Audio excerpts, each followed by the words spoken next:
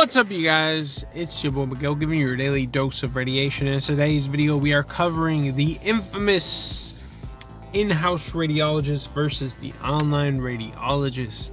So to give you context, I am a night shift X-ray tech, been doing it for 4 years at a trauma 3 ER. So depending on your level of trauma room, your level of like trauma 1, trauma 2, trauma 3, trauma 4, the radiologists will either be in-house. Usually trauma 1 and 2 have in-house radiologists for 24 hours with neurology, and then ours is to a certain time. I think ours is like 7 o'clock, 8 o'clock, 8 p.m. to 8 a.m., 8 to 8. Usually they kind of run it. They'll be in-house doing any floral work, any stuff like that. And then after that, everything got to be sent to the online radiologist. So the biggest difference between them both is when there's the in-house radiologist, once again, they can do fluoroscopy, they can do other stuff that is needed. Overnight, if something happens, major traumas, and they need some fluoro work done, they will call the rad. Well, they'll usually call us and they'll be like, hey, we want this done. And then we're like, okay, you got to call the rad. And the rad will kind of decide, can this wait until the morning, or do I have to come in and you have to do fluoroscopy? So that's happened. The online radiologists, of course, since they're online, there's no doing fluoroscopy or stuff. But they can't read fluoroscopy. Like, for instance, if you're doing like a small bowel and you're doing like the last of the images, they can read and give you a report on if the small bowel got done, like where it is in the stomach, or if it's done or not. So another big problem, well, not big problem, but I've noticed at our hospital that all adjustments have to be made on the actual X-ray machine you shot. So annotation or rotation or whatever you have to do it on the machine before you send it to the PACS, because if you don't do it on the actual X-ray machine, the annotations doesn't get transferred to the rad. So the rad will just get like however you shot it, and you post-processing on PACS, none of those transfers. Some places have that problem like ours, other places that's not a problem. And then sometimes when the network goes down, you either have to manually push images across, or there'll be some issues with the radiologist getting your images for online.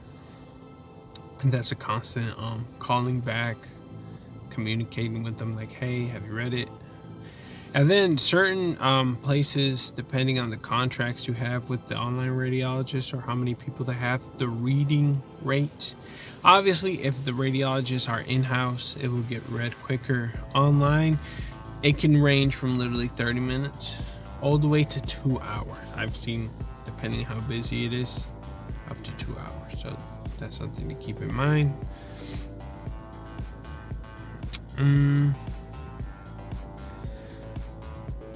For the most part, the online radiologists the only time they call us and bother us is when stuff goes offline or some of the images don't cross. Sometimes we have network problems or updates overnight. If you work overnight, you know that they do all the beloved updates and system reboots and stuff overnight, so you'll deal with that. Sometimes we'll get calls that maybe they didn't get all the images, or the images showed up black, or there's just the processing of the images to cross over don't really, or the notes or stuff like that. Majority of the time, they really don't bother us. Occasionally, you'll have one that maybe the images weren't as optimal, or maybe like the processed images the raw images got sent instead of the processed ones. So you may have to like resend it and adjust like that. But usually the online radiologists don't give us any problem. It's more of the in-house radiologists. In-house radiologists are a little bit more picky, a little bit more, they want stuff done a certain way, or they'll call you and ask you more questions. That's just from what I've noticed that will happen at our facility.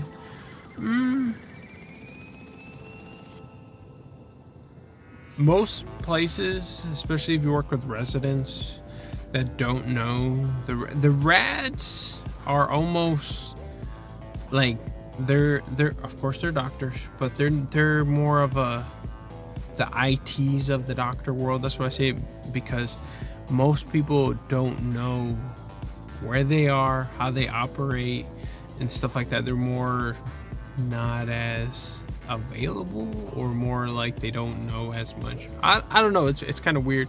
Like at our hospital, they'll ask us all the time, like there'll be doctors, there'll be residents, they'll be like, so is like the rad here, can I talk to him?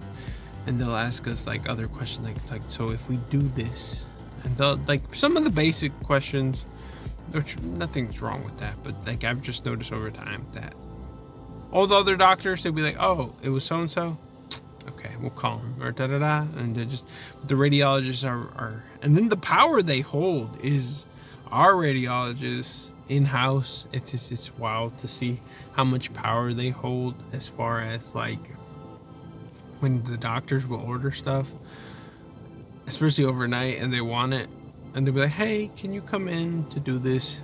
And then the radiologist is like, nah, we can do it in the morning time. Like there's been so many times the ER doctor will want to do something, and then they'll call the rad, and the rad's like, nah. It's pretty funny, because like you would think other professions, if someone would be like, hey, we need to do this, they'd be like, okay, yeah, we'll do it. Or da, da, da. The rads somehow hold, our rads for some reason have like very much a lot of power. It's interesting. Or sometimes the radiologist would recommend doing some of the CAT scans to avoid coming in to do the fluoroscopy work. Majority of the times, from what I've known, majority of the fluoroscopy work, if it's not like some life or death stuff, it can either be CAT scan and avoid coming in, or you will probably have to come in for certain exams. Like the last time I've done any fluoro was an esophagram, and that was like 2 years ago. Your chances aren't zero, even if you work at night. It's like always a tiny percent. So yeah, hope you find this video informative as I give you the beloved knowledge of radiology, and I'm here to educate y'all in various aspects of this beautiful field. And as always, see ya on the next one.